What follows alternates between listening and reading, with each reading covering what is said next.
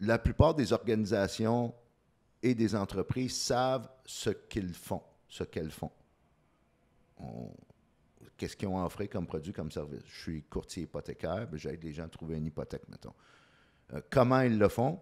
La plupart le savent, j'espère. Très peu, toutefois, savent pourquoi ils le font. Et les gens n'achètent pas ce que tu fais, autant qu'ils vont acheter pourquoi tu le fais. On vit dans une époque qui est très bruyante. Et trop souvent, les entrepreneurs de tout genre ne vont faire que du bruit par-dessus du bruit.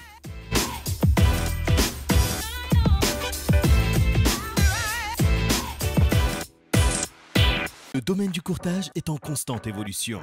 Dans une ère technologique où le changement est presque assuré et inévitable, il faut plus que jamais rester à jour et s'adapter aux tendances innovatrices de notre domaine. Vous voulez apprendre des meilleurs courtiers hypothécaires et immobiliers du Québec? Vous voulez devenir un leader dans le courtage? Voici le podcast qu'il vous faut. Les courtiers du Québec avec Seroujane Kenishalingam. Bonjour tout le monde, j'espère que vous allez bien. C'est Seroujane Kenishalingam, votre ami. Un autre épisode juste pour vous. Aujourd'hui, j'amène quelqu'un de différent. Okay? Habituellement, j'amène des courtiers hypothécaires et des courtiers immobiliers. Et aujourd'hui, ce n'est pas un courtier, c'est un coach de communication et de leadership. Quelqu'un que je connais, j'ai pris des coachings avec lui car je voulais améliorer ma façon de parler avec vous, all right? Avec mes clients, avec tout le monde. J'adore le fait de passer le message à toute une audience et je voulais m'améliorer. Et je me suis dit, si je veux m'améliorer, je dois aller chercher des formations. Et j'ai trouvé Raymond sur le net. Et je trouvais qu'il était super intéressant. Il a l'expérience. Vraiment, ça fait plus qu'une dizaine d'années qu'il est dans ce monde de coaching, de communication et de leadership. Il a gagné des compétitions de public speaking, de l'art oratoire. Alors, sans plus tarder, je présente Raymond Brisebois. Merci Raymond. Raymond, juste pour vous dire, là, il a pris 1 heure pour venir ici. Il n'est même pas de Québec. Enfin, j'ai pu sortir.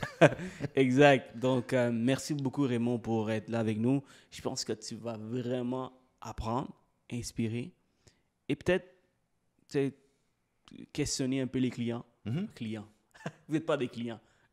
Mon audience sur qu'est-ce qu'ils peuvent faire pour améliorer leur façon de parler. Parce que je pense que communiquer, c'est un art. Et si tu maîtrises bien, the sky is the limit. Oui. Donc, Raymond, comment vas-tu? Très bien, bien merci Seroujane.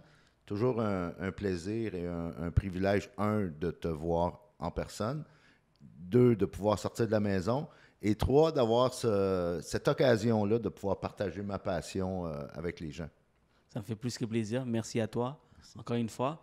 Alors, Raymond, pour les gens qui ne te connaissent pas, ma fameuse question, qui est Raymond Brisebois?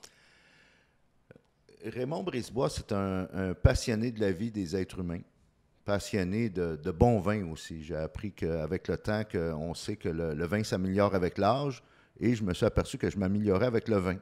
OK. Passionné de communication, leadership, parce que le leadership, dans le fond, et la communication, c'est intrinsèquement lié. Et je dis souvent que le leadership serait une notion très simple si ce n'était pas des gens.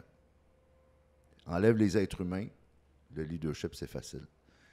Ce qui arrive, c'est que je tripe beaucoup entrepreneuriat depuis plus longtemps même que j'en étais conscient. Même quand j'étais employé, je tripais déjà entrepreneuriat sans le savoir. Et qui dit entrepreneuriat, qui dit même immobilier, qui est ton monde, qui est un monde que je suis un peu dedans aussi, ben ça implique des êtres humains, ça implique de la communication. Puis je m'intéresse à ce domaine-là depuis au moins 20-25 ans facilement. Je tripe coaching depuis longtemps. J'ai été coach de hockey au niveau élite pendant une dizaine d'années. Ça fait 10-15 ans de ça, là, mais pendant une bonne partie de ma vie adulte, j'étais coach de hockey au niveau élite des 16, 17 et 18 ans. Passionné aussi d'aider les gens, de faire une différence. Alors, j'étais dans le monde de la vente et service à la clientèle toute ma vie. J'ai vendu les premiers téléphones cellulaires dans les années 90 qui pesaient quelques livres Ah oui. et qui, à l'époque, coûtaient 4 000 $. Wow.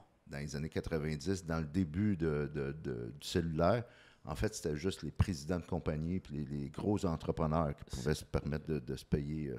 Donc, ta niche de clientèle était très petite. Les compagnies. Les compagnies, les gouvernements, les grosses entreprises. Sauf que le cellulaire a été démocratisé à l'époque, fin années 90, lorsqu'ils ont commencé à financer, si on veut, les appareils à l'intérieur du plan cellulaire. Et c'est là que les parents ont commencé à acheter ça à leurs grands-enfants qui vont à l'université, puis à leurs conjointes, et ainsi de suite. Et ce domaine, si on veut, ce domaine d'affaires qui était très spécialisé à l'époque, réservé aux corporatifs, est devenu de la vente au détail pour monsieur, madame, tout le monde. Alors, j'ai pu vivre l'évolution, si on veut, là, des télécoms et du cellulaire. Ça doit être quelque chose, hein, de voir les grands appareils comme ça, puis ils sont tout petits avec des écrans tactiles. Oh, oui, c'est... Quand on y pense, c'est comme si c'était hier. Et c'est là que je dis tout le temps à mes clients quand je suis en coaching, tout change très vite. Je vais dire à la blague, des fois, tu clignes des yeux, puis il y a quelque chose qui a changé dans le monde. Là.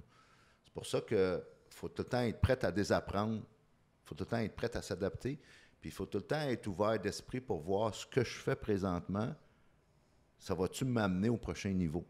Absolument. Parce que ce qui était vrai hier n'est peut-être plus vrai aujourd'hui, puis il va l'être encore moins demain.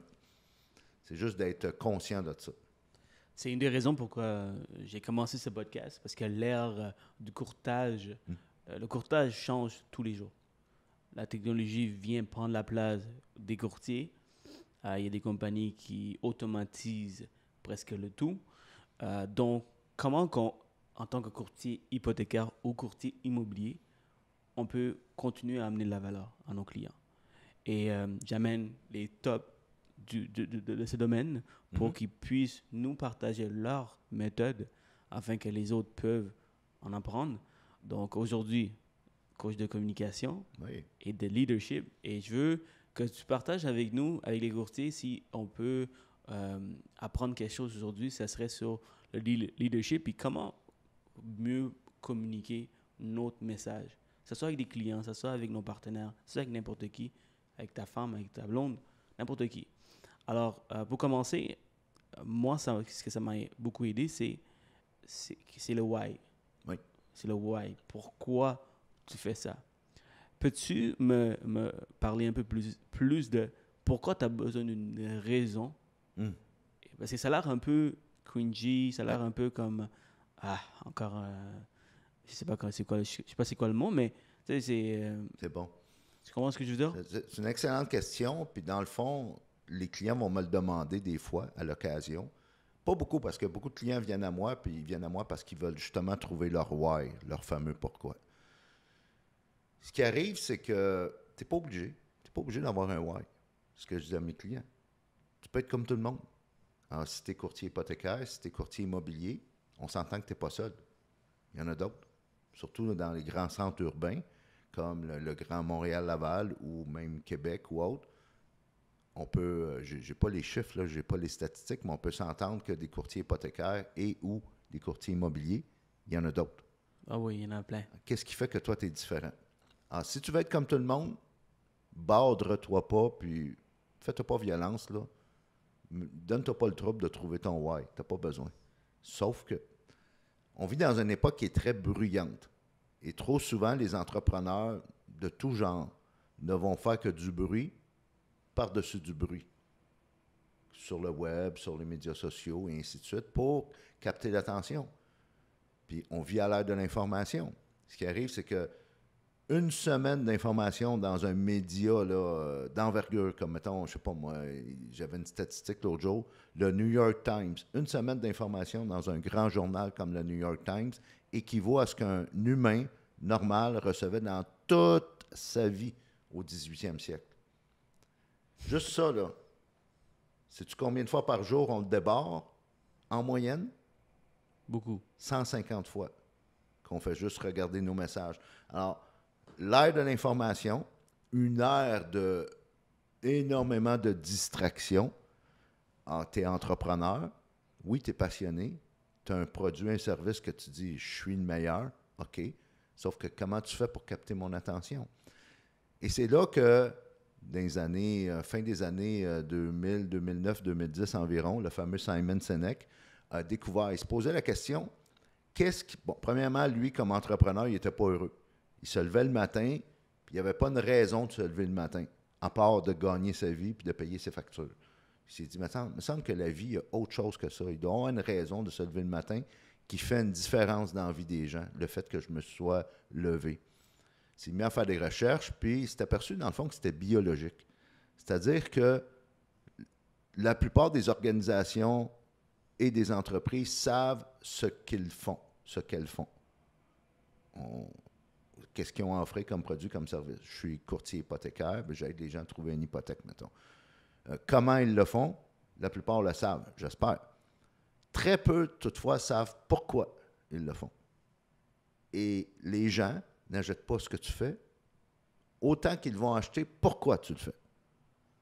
Le pourquoi, ce que ça fait, c'est que ça donne une meilleure clarté, meilleur focus, et ça donne aussi une différenciation.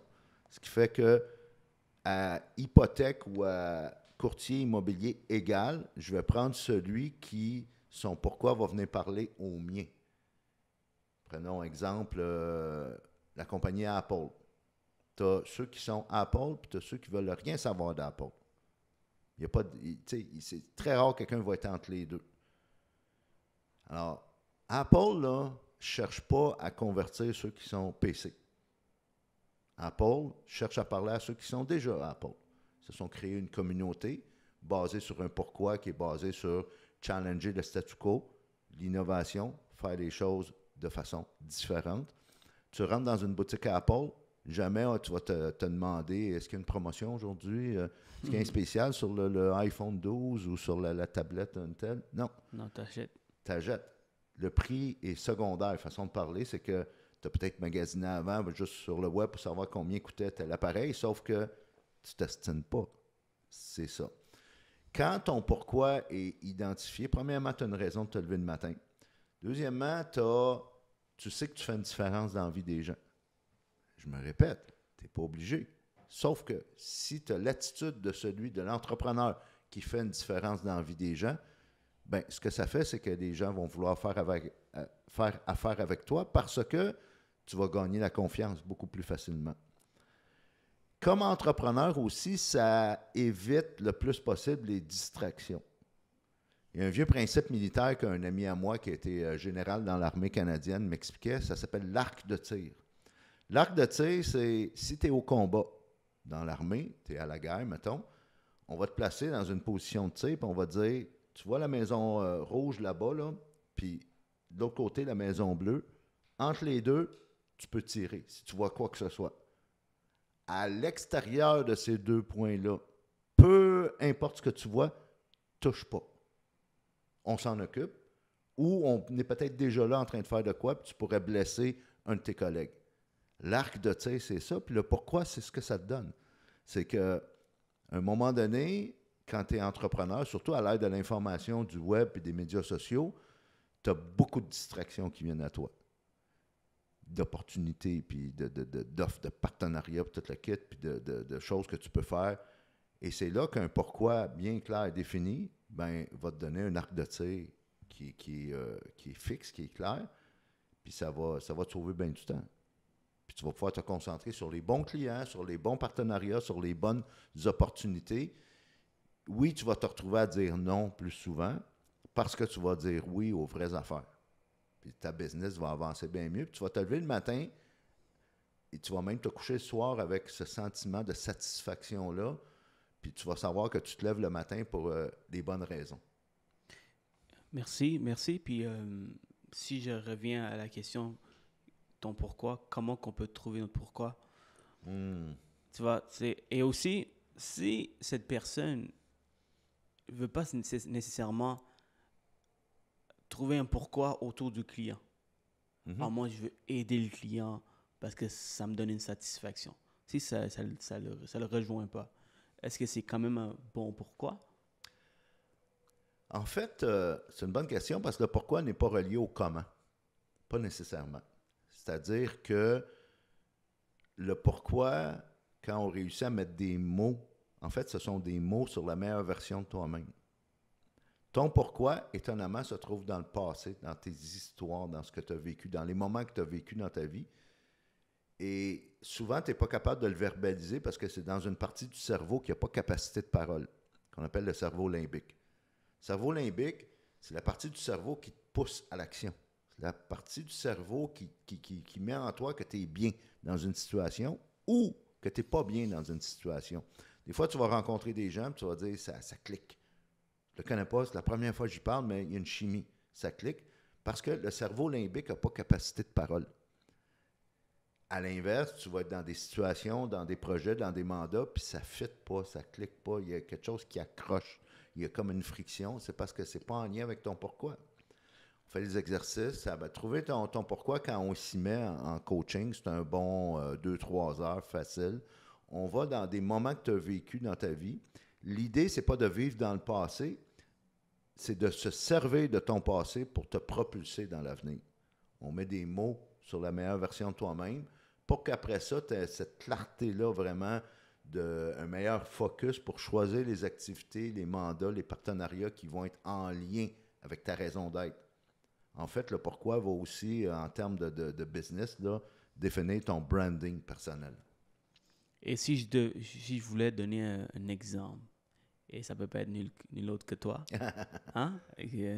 C'est quoi ton pourquoi? Alors, mon pourquoi phrasé tel quel pour l'instant, parce que des fois, un pourquoi peut évoluer, pas au niveau du sens profond du fil conducteur, mais plus au niveau des mots. Présentement, mon pourquoi, c'est de faire une différence avec les gens qui veulent faire une différence afin de faire une différence. Ça rime, c'est poétique, ça fait un peu formule. En d'autres mots, ce qui me rend heureux, puis ce qui fait que je me demande même pas si c'est payant ou non, parce qu'au final, c'est payant, c'est d'aider les gens qui aiment aider les gens. Alors pourquoi je suis bien, j'aime travailler avec toi, Sérou, c'est parce que tu aimes aider les gens. Sinon, ça ne veut pas dire que je ne travaillerai jamais avec toi, mais c'est plus facile de travailler avec quelqu'un, pour moi, qui aime aider les gens. C'est pour ça que je coach des coachs. Un de mes clients m'appelle le coach du coach parce que en coachant un autre coach, c'est comme si je me multipliais. Absolument. Ça m'a pris du temps à le découvrir. Essai-erreur, si on veut, ça a été comme un peu qu'on pourrait appeler de l'auto-coaching. Avoir su qu'il y avait une façon beaucoup plus simple d'aller le chercher, beaucoup plus rapide, je l'aurais fait. Jamais trop tard pour bien faire, mais après un long processus de plusieurs années, j'ai enfin découvert que c'est ce qui me faisait vibrer, moi. C'est ce qui me donnait une raison de me lever le matin. C'est pas juste d'aider des gens, mais d'aider des gens qui, eux, veulent aider des gens. Donc, si tu devais donner un conseil aux gens qui nous écoutent pour trouver leur pourquoi, ça serait quoi? Le premier conseil, c'est de prendre le temps de s'arrêter. C'est que trop souvent, la vie va trop vite. Puis c'est tout le temps les échéances, puis ouais, go, go, go, puis on est tout le temps en retard.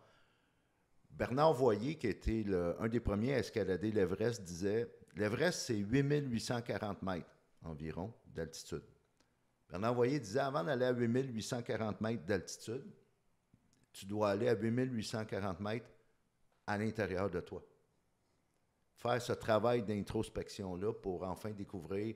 Mark Twain, l'ancien auteur, l'auteur américain, disait que les 2 journées les plus significatives de ta vie, la journée de ta naissance, bien sûr, et la deuxième journée, c'est la journée où tu découvres pourquoi tu es né.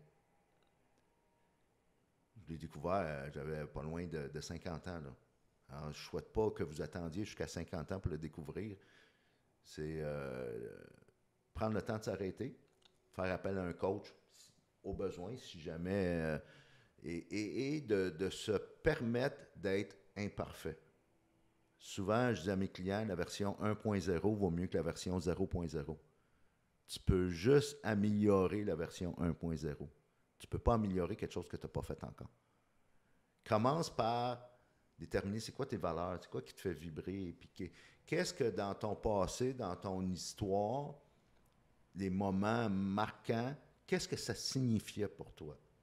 Puis souvent, il y a ce qu'on appelle des thématiques récurrentes qui reviennent. autant dans les hauts de ta vie que dans les bas de ta vie.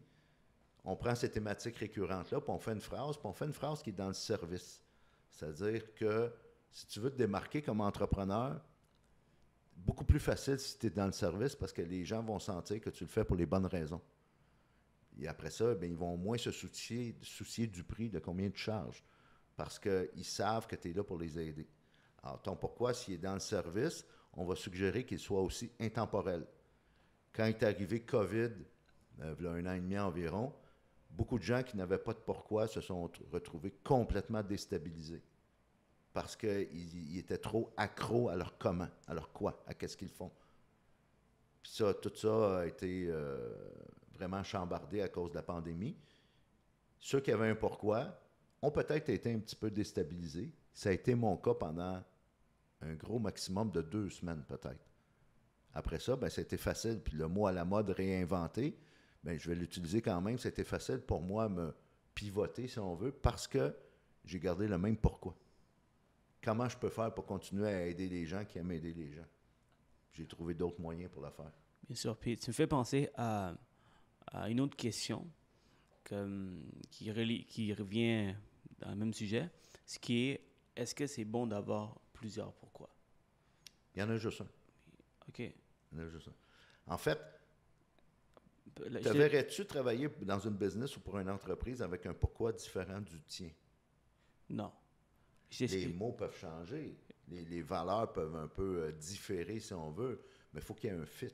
Je t'explique pourquoi. Parce que le podcast, je le fais pour un pourquoi différent de pourquoi je fais ce que je fais de tous les jours, qui est le courtage hypothécaire. Ouais. Tu vois, le podcast, je le fais pour vraiment monter notre métier, aider d'autres courtiers, parce que je pense que c'est un domaine qui est difficile. Et il y a beaucoup de courtiers qui rentrent, qui sortent rapidement parce qu'ils ne savent pas comment ils peuvent réussir. Ouais. Donc ça, c'est la raison pourquoi j'ai débuté ce podcast. Mais mon pourquoi dans la vie de tous les jours est complètement différent. Dans la vie de tous les jours, mon pourquoi, c'est parce que je suis dans une terre d'opportunités. Oui. Aussi simple que ça. D'ailleurs, je viens du Sri Lanka, je suis arrivé ici à l'âge de 8 ans. Et mes parents travaillaient tous les jours, le lundi au dimanche, 7 jours sur 7. Oui. Pour moi, c'est comme je serais capable de perdre mon temps, de rien faire de ma vie et juste gaspiller l'opportunité que mes parents m'ont donnée. Alors, c'est plus grand mon pourquoi. Donc, tu vois ce que je veux dire par 2 plateformes que j'ai et 2 pourquoi différents? Je te challengerais là-dessus en disant que tu as 2 comment différents. 2 comment, pourquoi, OK. 2 comment. Je pense que on pourrait en discuter longtemps, là, mais ton pourquoi est sensiblement, essentiellement le même dans les 2 activités totalement différentes que tu fais. OK. Je sens chez toi, puis on se connaît depuis quelque temps, là, on a travaillé ensemble, je sens chez toi ce désir-là d'aider les gens, même si c'est un business, même si, mettons, quand tu fais du courtage hypothécaire, tu veux aider les gens à obtenir ce qu'ils veulent obtenir. Et tu fais la même chose à travers ton podcast, de façon différente, bien sûr.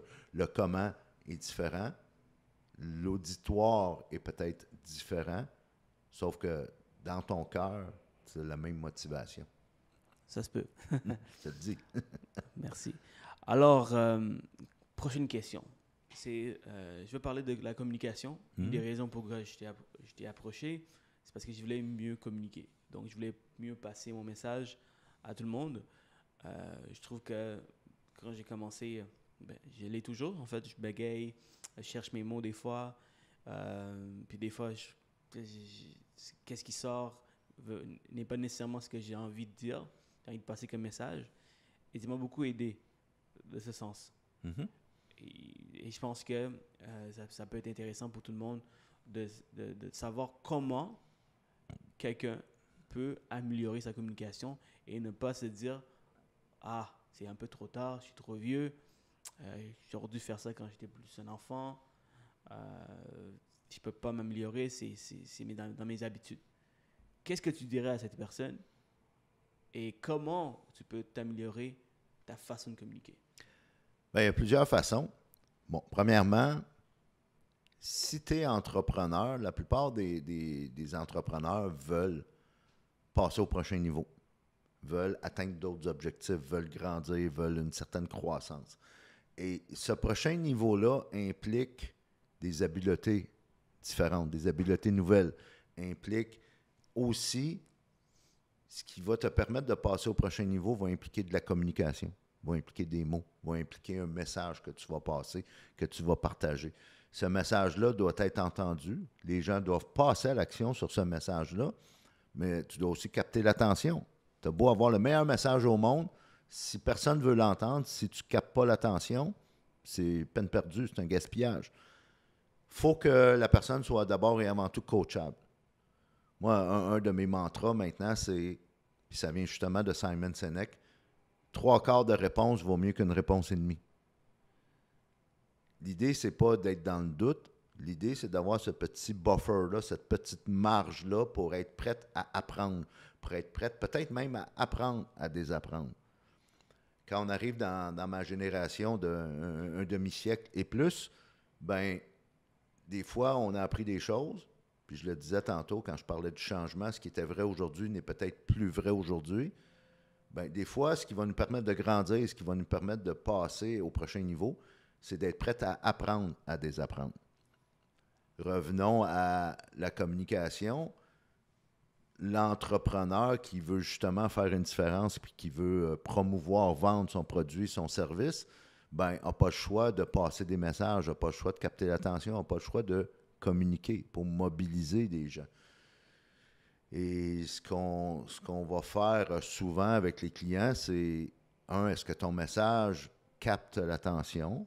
Est-ce que dans ton message, tu me montres que tu es capable d'améliorer ma vie, que tu es capable de régler mon problème? Trop souvent, on le voit sur le web, on le voit sur les différentes plateformes de médias sociaux, il y a des recettes. 7 façons de, 3 étapes pour, les 5 idées pour améliorer telle affaire. Puis je ne suis pas intéressé à ta recette si je ne suis pas conscient de mon problème. Et ce que la plupart des entrepreneurs ne sont pas capables de faire, c'est ça. C'est qu'ils croient en leur recette. Oui, OK, parfait. Sauf que ça ne m'intéresse pas parce que je ne sais pas ce que ça va changer dans ma vie. On n'est pas assez, comme on dit en anglais, audience-centric, centré sur l'auditoire, pour faire en sorte que tu veux améliorer ma vie. Fais-moi prendre conscience de mon problème. Fait que c'est ce qu'on travaille dans le message. Ensuite, oui, la plupart des entrepreneurs, puis c'est à souhaiter, connaissent très bien leur business, leur champ d'expertise, leur domaine d'activité.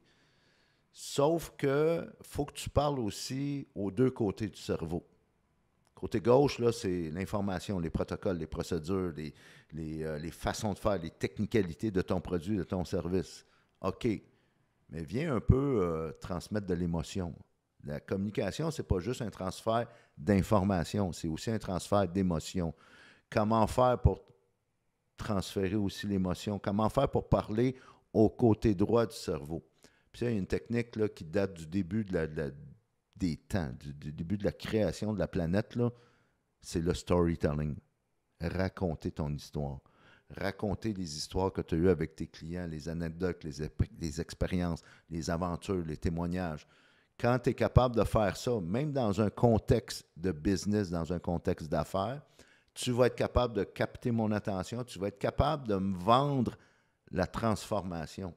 Tu vas être capable de me montrer pas juste ce que tu sais, mais aussi ce que tu as appris.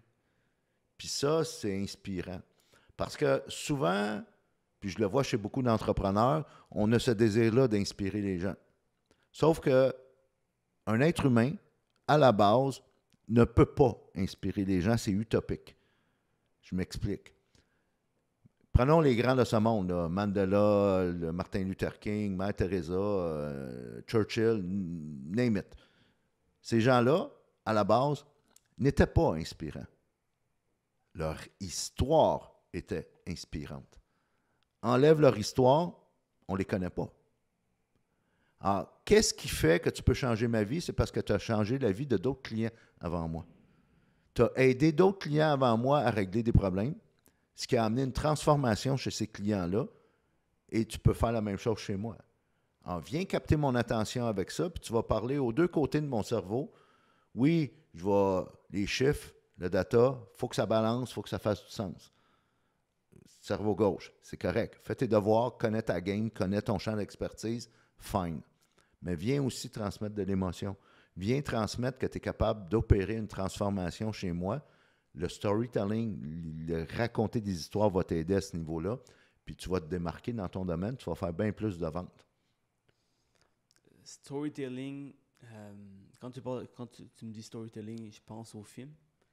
Et, Ben oui. et quand tu penses au film, du début des temps, les films, c'est du storytelling. Oui. Ça commence par un héros Oui. qui a des difficultés, des obstacles, et il trouve un moyen de régler, et la vie est belle. Exactement. Et c'est pour ça qu'on suit un film. Quand il y a un bon storytelling, on suit le film, on est capté par le film. Un peu ce qu'on essaie de faire avec les gens devant toi. Oui. Donc, c'est vraiment comment tu peux captiver les gens pour qu'ils écoutent ton histoire. Et si je rentre dans le storytelling, comment tu dois structurer pour que le message soit bien passé? Bonne question. Bon, premièrement, l'esprit humain est capable de processer 3 fois plus de mots ou d'informations que la bouche est capable de parler, de transmettre. Alors, quand tu es en train de partager de l'information à un client, un partenaire, un interlocuteur, tu es capable de dire, je ne sais pas moi, entre 120 et 160, 170 mots par minute. L'esprit humain, le cerveau humain est capable d'en processer 3 fois plus. La nature ayant horreur du vide, si tu n'occupes pas mon esprit, je vais aller ailleurs. Pendant que tu me parles, tu es en train de me présenter ton projet, tes chiffres, et ainsi de suite. Tu me montres ton fichier Excel, là. Puis si tu ne viens pas transmettre de l'émotion puis parler aux deux côtés du cerveau, tu t'en rends pas compte, là, mais je suis ailleurs. Je suis en train de penser à la game de hockey, je suis en train de penser qu'est-ce que je vais faire après t'avoir parlé, et ainsi de suite. Au niveau des 3 phases, une bonne histoire bien structurée, bien racontée, a essentiellement 3 phases. La première phase, c'est ce qu'on appelle le contexte, le setup. Quand tu parlais de film, belle analogie, quand tu vas au cinéma, le film commence toujours avec un genre de mise en scène, si on veut, où on voit c'est où. On est capable de voir si c'est en ville, si c'est en campagne, à quelle époque. On est capable de voir les véhicules, on est capable de voir comment les gens sont habillés. Il n'y a même pas de mots, souvent. C'est juste une image, c'est une prise de vue. C'est quand ça s'est passé, c'était quoi le contexte. Ça, souvent, dans une histoire, c'est pas long. L'idée, c'est de projeter du cinéma dans l'esprit des gens pour les inviter dans ton histoire. Ensuite va venir, puis ça, c'est l'élément le plus vital, le plus crucial, puis c'est ce qui vient très tôt, le conflit.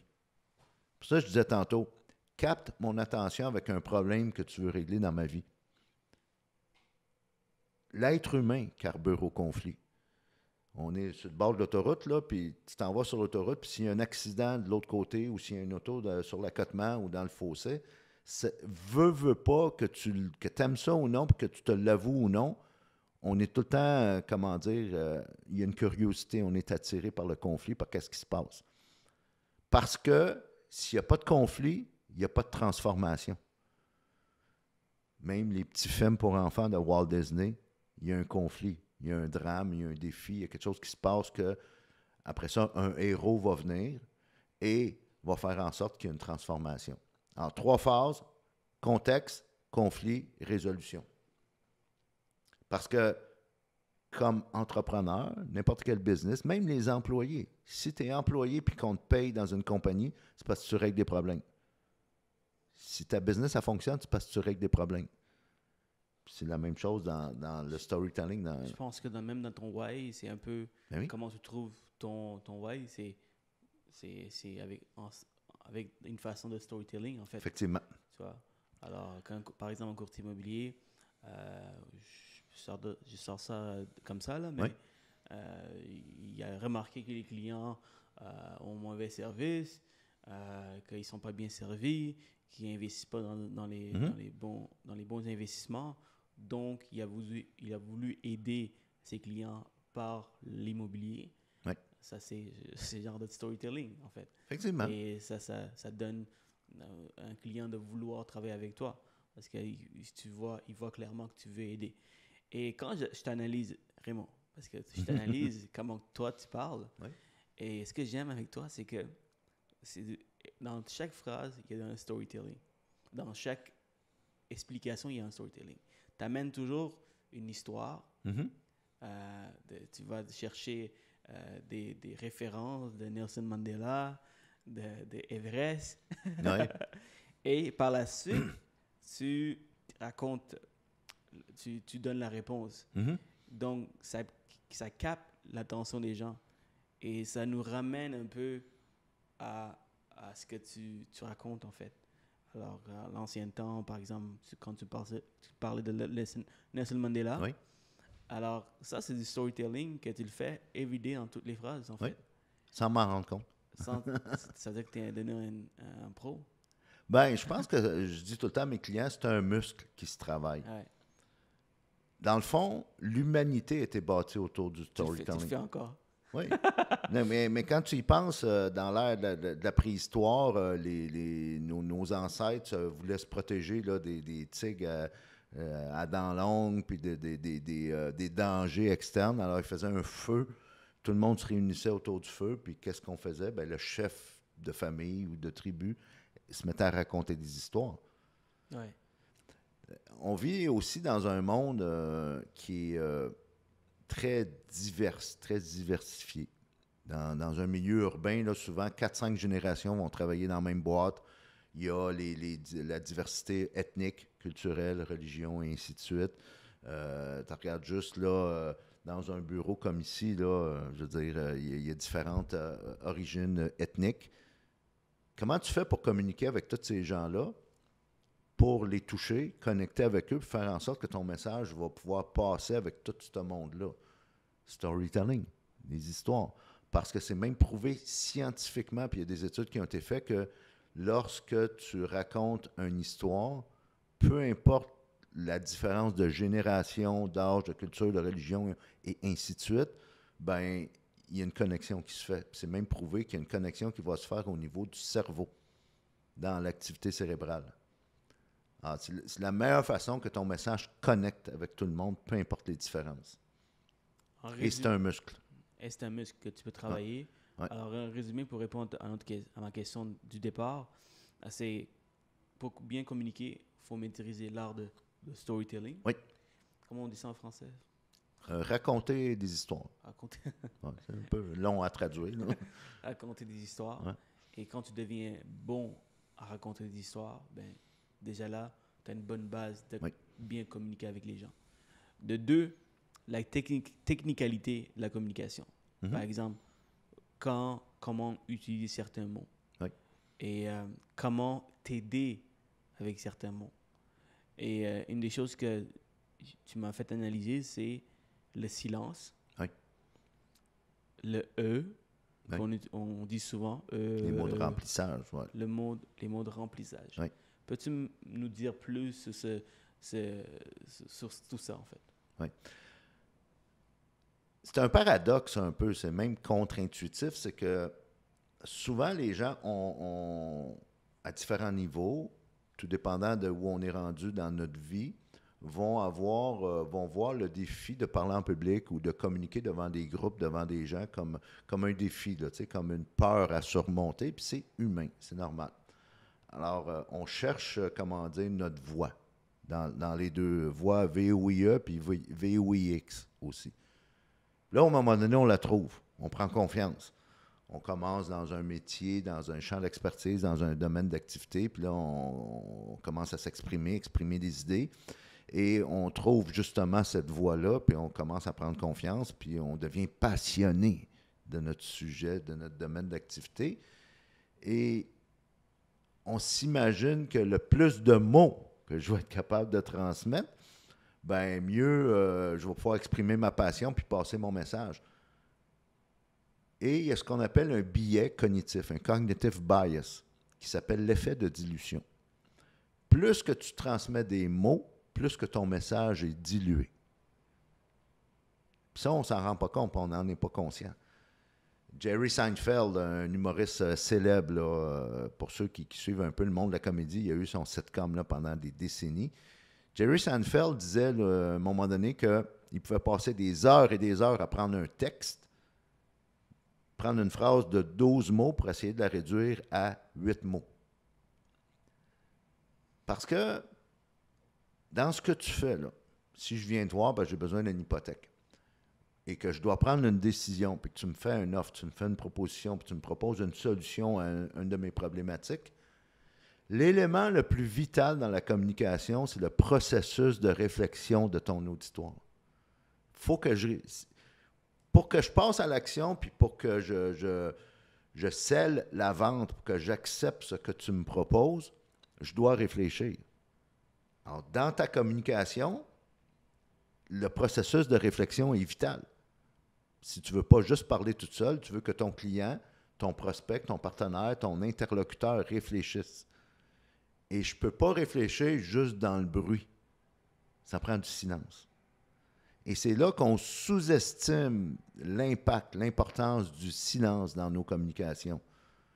Puis ce qu'on va faire, tu as parlé tantôt des mots de remplissage, c'est que quand on a soit des blancs de mémoire ou qu'on est en train de réfléchir ou qu'on est en train de passer d'une phrase à l'autre, on va remplir les silences par ce qu'on appelle les mots de remplissage ou les mots parasites, les donc, alors, puis imagine là, c'est où?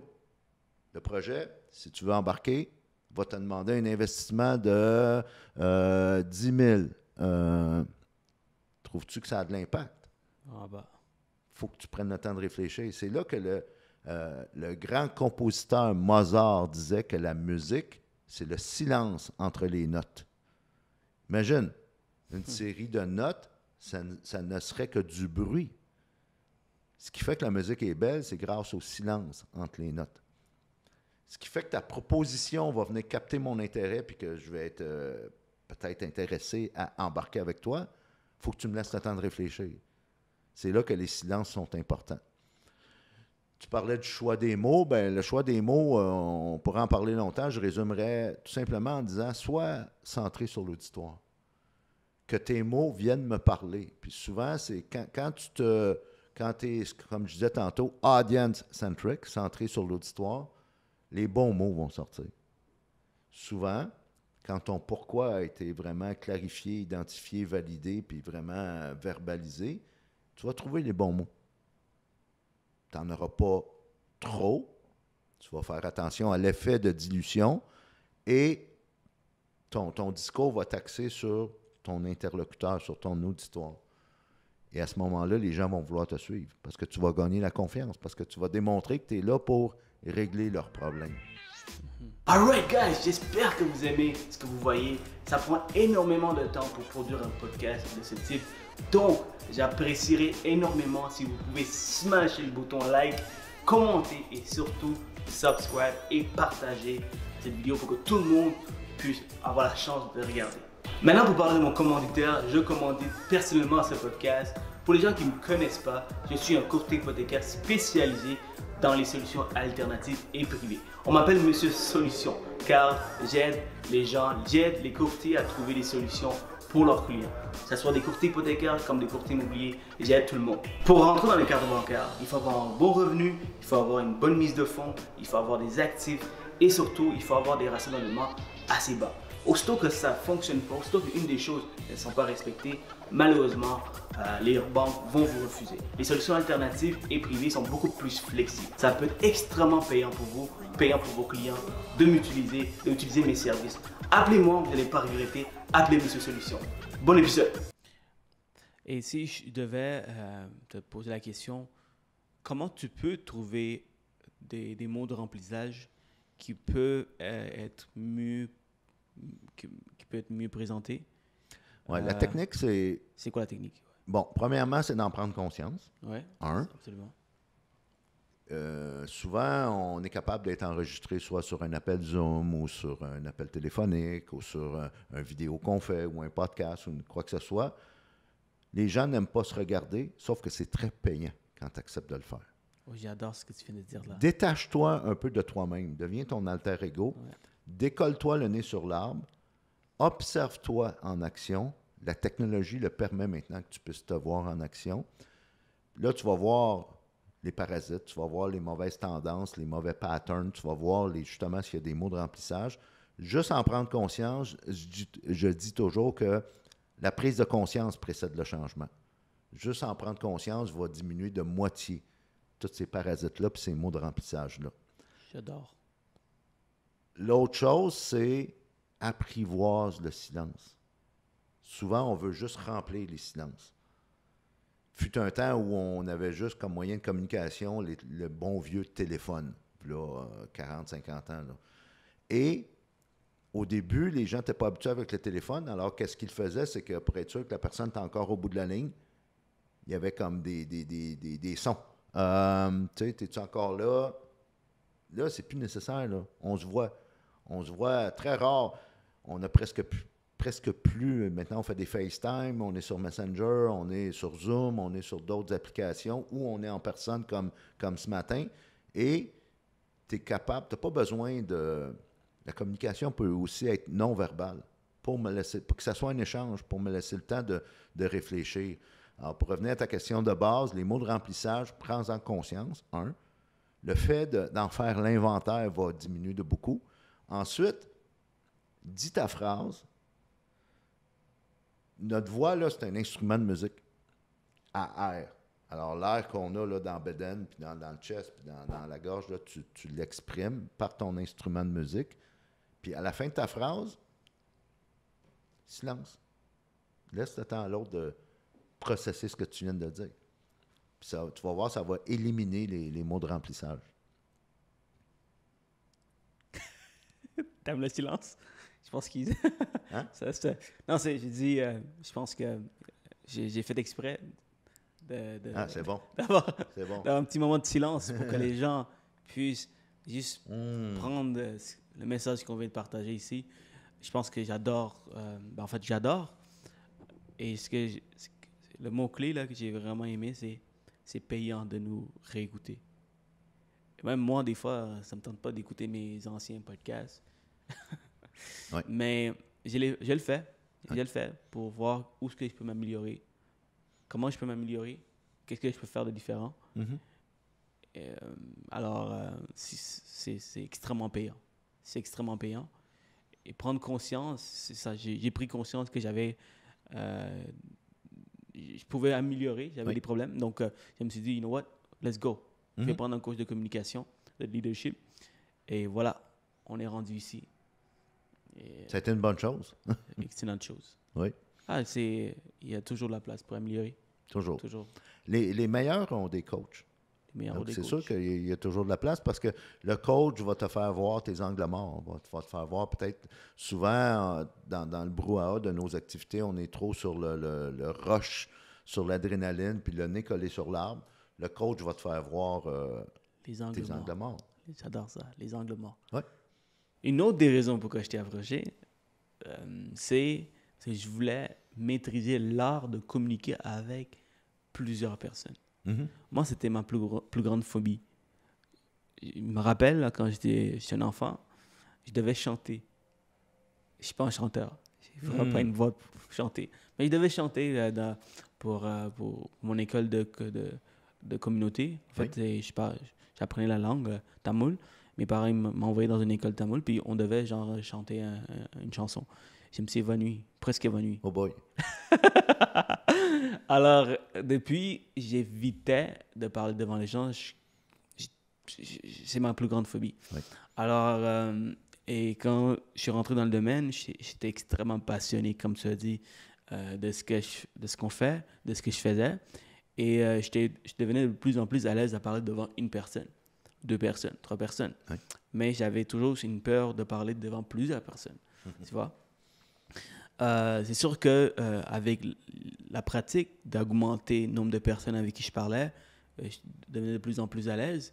Mais je trouvais que si je pouvais améliorer ma façon de communiquer, mais je pouvais être plus à l'aise parce que souvent, on nous juge nous-mêmes. Oui. Tu vois? Donc, pour quelqu'un qui veut... Parce que moi, je trouve ça extrêmement beau de savoir que tu es capable de passer le message pour que les gens ils se lèvent à la fin puis ils clapent.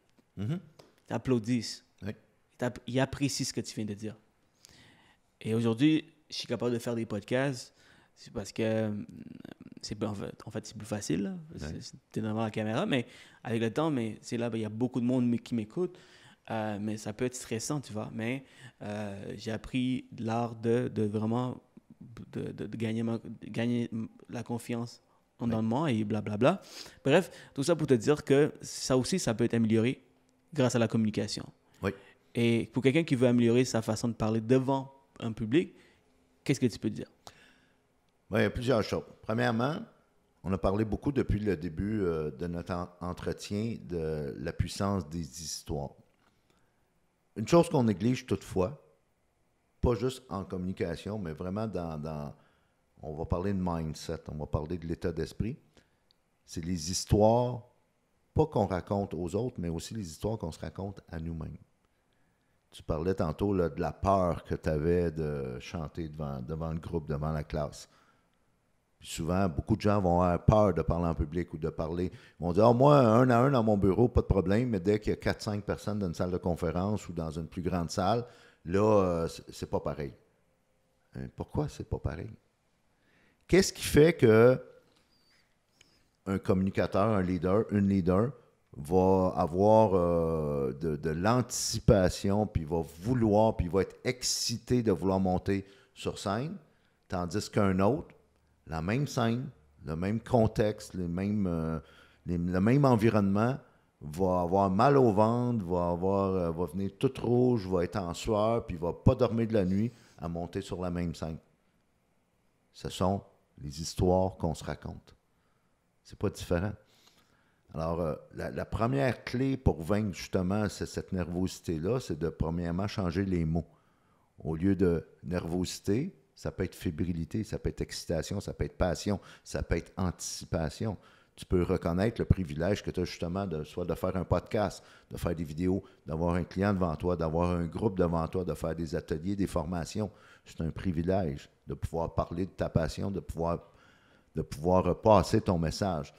Alors, ce qu'on va faire, on va beaucoup travailler, premièrement, le mindset, l'état d'esprit, ton attitude, les histoires que tu te racontes en premier, parce que je travaille beaucoup, justement, on parle du monde de l'immobilier, je travaille beaucoup avec des investisseurs immobiliers, puis je m'occupe seulement, moi, de l'aspect entre les deux oreilles. Parce que l'immobilier, c'est une game d'être humain, tout comme l'entrepreneuriat d'ailleurs, et ça se passe entre les deux oreilles en premier. Quand on règle ça, après ça, là, on peut embarquer dans des techniques, si on veut, de livraison, puis de communication, puis d'art oratoire. Que ça commence vraiment par ça, puis après ça, comme je disais, on va entrer dans les techniques, puis dans les façons de capter l'attention, puis de livrer un message. Excellent. Parlons des personnalités. Il y a plusieurs types de personnalités et je pense que ça peut être très bénéfique d'apprendre c'est quoi les types de personnalités. Comme ça, tu peux mieux communiquer avec la personne devant toi.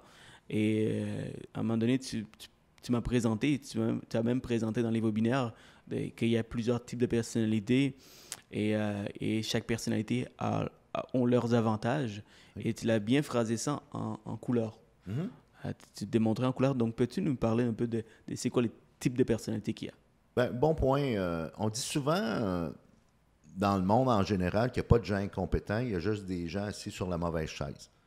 Fait que dans le monde des ressources humaines, dans le monde corporatif, beaucoup on a travaillé avec ce qu'on appelle les tests psychométriques, communément appelés tests de personnalité, basés sur les travaux principalement de deux chercheurs, deux messieurs dans la psychologie, William Marston, qui a été l'inventeur du détecteur de mensonges, qui a travaillé avec Carl Jung, qui a été un psychanalyste là, qui a travaillé avec Sigmund Freud et ainsi de suite.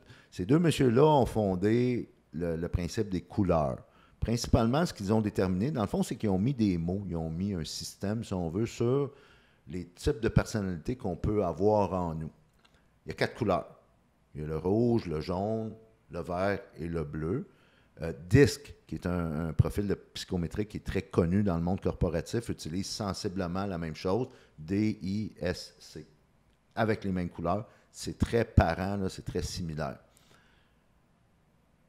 Les gens, en passant, il n'y a pas de bonne et mauvaise couleur. C'est-à-dire que dans un bureau donné, dans une équipe, pour qu'il y ait une synergie, puis pour que le bureau fonctionne bien, que l'organisation fonctionne bien, ça prend toutes les couleurs. Puis toutes les couleurs, on les a en nous, sauf qu'on a des dominances, si on veut.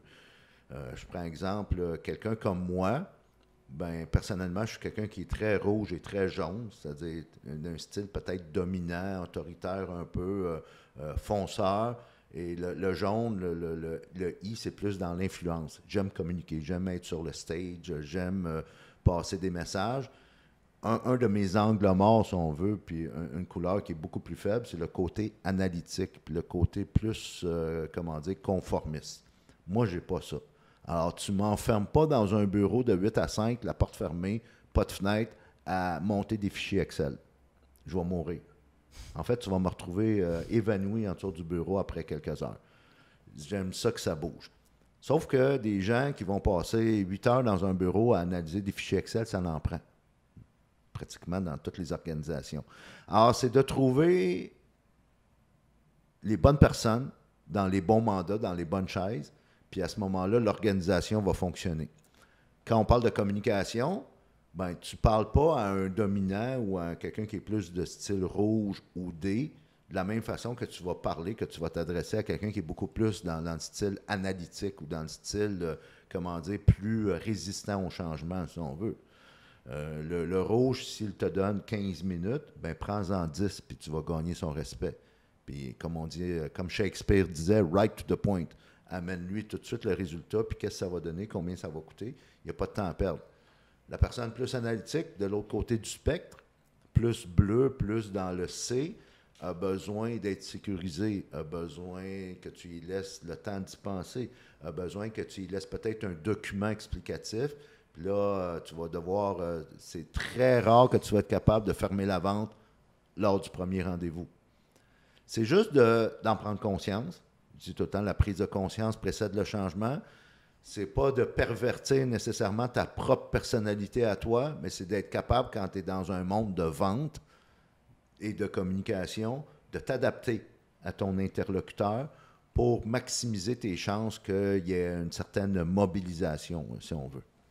Et j'adore parce que, tu vois, quand tu as une certaine conscience de différentes personnalités, ça peut t'aider dans ta business à toi. Quand tu rencontres un client, puis tu remarques que c'est un bleu, ben il faut être analytique. Ah oui. Si tu vois clairement que c'est un analytique, donc tu parler plus de chiffres. Si tu es dans le courtage hypothécaire, dans le courtage immobilier également, parler des chiffres, l'investissement, l'appréciation. Quand tu es un rouge, mais parler de l'émotion, les ambitions que tu peux avoir. Oui. Alors, je pense que c'est bien d'apprendre. Je vais mettre dans l'écran une photo que si tu peux nous envoyer, j'apprécierais. Donc, moi, ça m'a beaucoup aidé. Et puis, des fois, j'applique dans ma business everyday. Donc, je suis capable de capter un peu quel type de personnalité cette personne a devant moi. C'est sûr que dans une foule, tu ne peux pas vraiment prendre conscience de tout ça. Non. Tu parles à tout le monde. Oui. Donc, c'est très générique. Et c'est là que je reviens au storytelling. Storytelling va faire en sorte que peu importe le type de personnalité, même la personne très bleue, très analytique, va être captivé par le storytelling. Exact. Tout le monde. Chacun va prendre une histoire du storytelling. Exact. Parfait. Parfait, Raymond. Ben, j'adore. Merci beaucoup pour ton partage. Je pense que plein de monde ont pris conscience un peu qu'ils doivent prendre conscience de leur communication.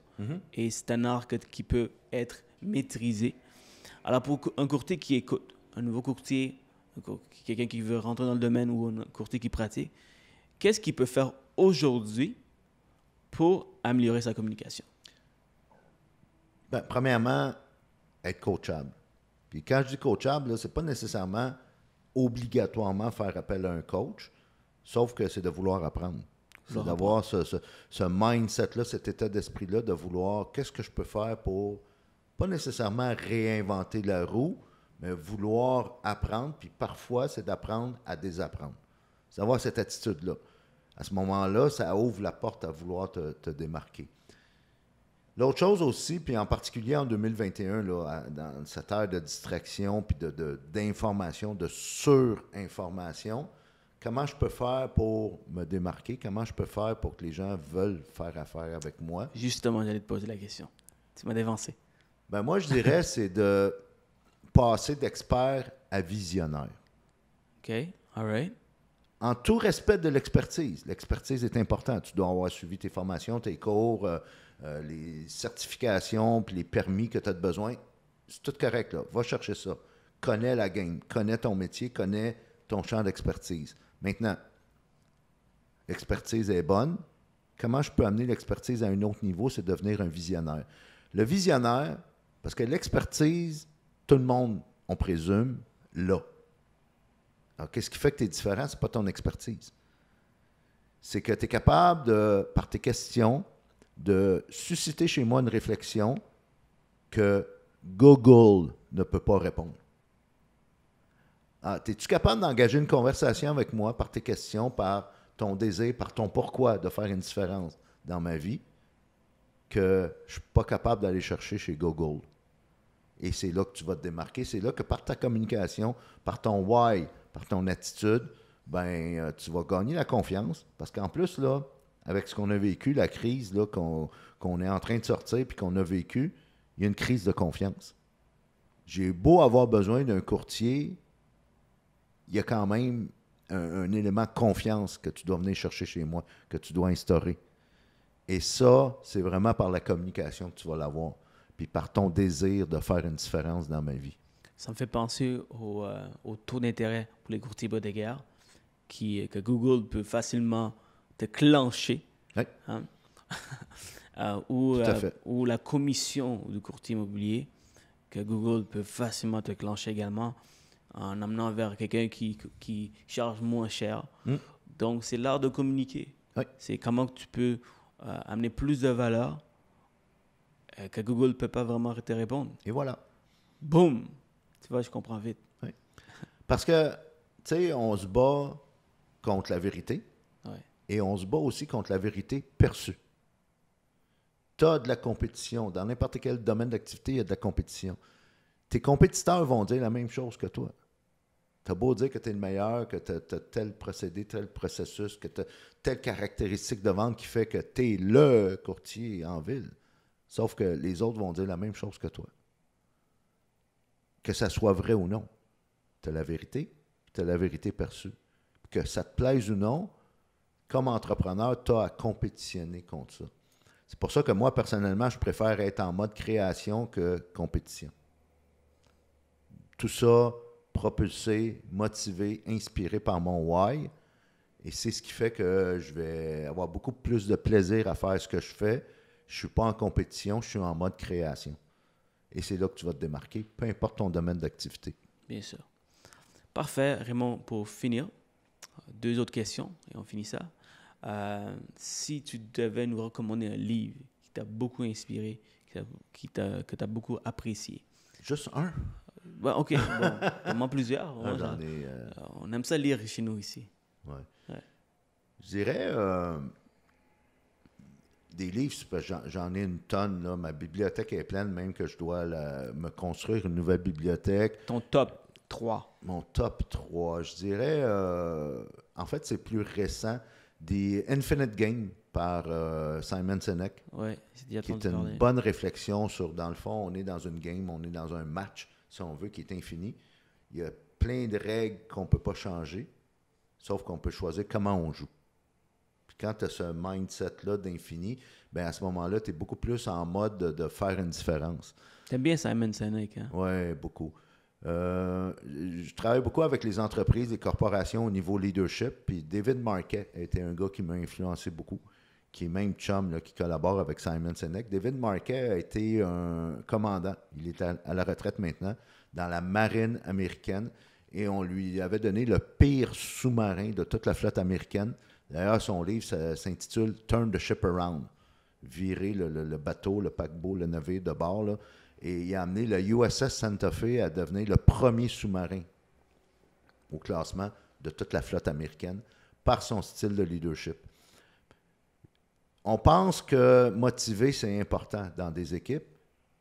Toutefois, ce que David Marquet me fait réfléchir, c'est que l'environnement est beaucoup plus important que la motivation. Parce que l'environnement va permettre à tes employés de mieux créer et aussi de mieux collaborer. Alors, l'environnement est beaucoup plus important. Et j'ai réalisé, je pensais que je m'y connaissais en leadership parce que j'étais dans des postes de leadership toute ma vie.